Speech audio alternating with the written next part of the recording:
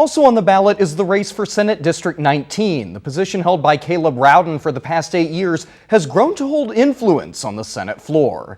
KMU8's Nathan Lee spoke with the candidates fighting for the seat.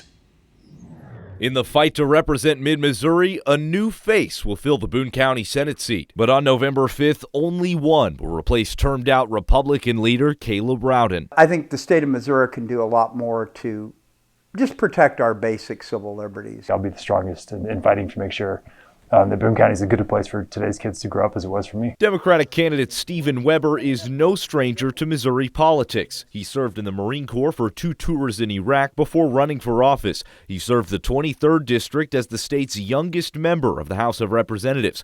Weber held the office for 8 years. All experience, he says, makes him the best choice for mid-Missourians. Fighting for our public schools, fighting for women's reproductive freedom, fighting for a strong economy here, fighting for safe neighborhoods. And I think those are things I can deliver for our community. His opponent, James Coyne, has the Republican ticket, stepping in after previous candidate Chuck Basie was diagnosed with cancer.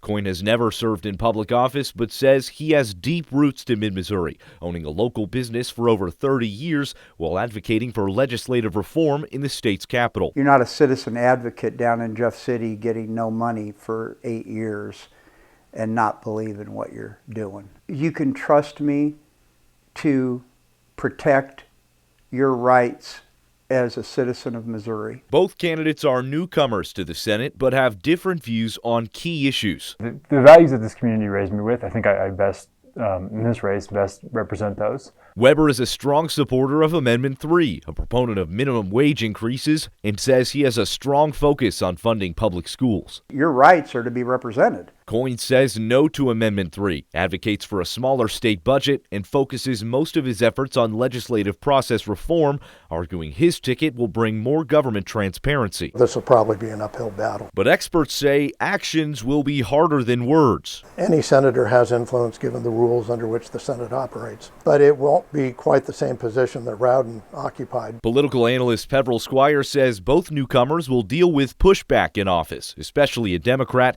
in a likely Republican majority Senate. If he was able to do things for the county, to do things for the university, that if he weren't in the leadership position would be more difficult to do. Weber and Coyne say they're not fazed. The idea that we would send somebody who didn't represent our values as a community because they're going to get along better with people that we are afraid are hurting us is some twisted logic. People hear my heart and they hear my ideas, and I think if they do, that they'll agree with them. And are ready to face each other in the ballot box.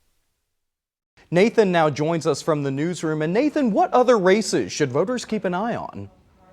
Well, John, aside from those blockbuster votes for Missouri's governor or a senator, there's a good amount of other races that you can keep your eye on. Boone County Treasurer is back on the ballot. It's a rematch from 2022 with current incumbent Jenna Rettel going up against the person she ousted, Dustin Stanton. Now, incumbent Representative Adrian Plank is going against Republican John Potter. Plank was elected in 2022. He's a union carpenter focused on small communities and the economy. Potter unsuccessfully ran for Columbia School Board twice, having a conservative platform criticizing the school board on their transparency.